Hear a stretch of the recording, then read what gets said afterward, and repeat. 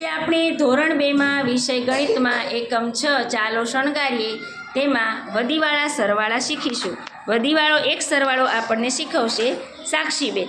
આજે આપણે 46 અને 36 નો સરવાળો કરીશું. 46 માં કેટલા એકમ છે? 6 એકમ એટલે 6 છૂટા. 46 માં કેટલા દશક છે? 4 દશક એટલે 4 દસની પટ્ટી. 36 માં કેટલા એકમ છે?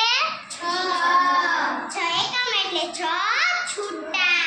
36 માં કેટલા દશક છે?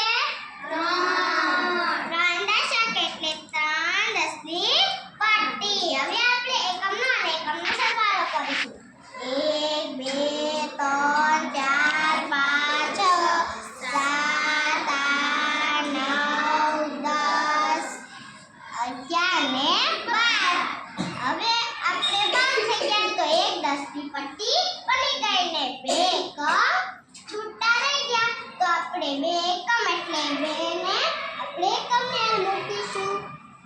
આ એક 10 ની પટ્ટી બની ગઈ એટલે એક દશક. તો આપણે એક દશકને દશકને મૂકીશું. હવે આપણે એક દશક, 4 દશક અને 3 દશકનો સરવાળો કરીશું.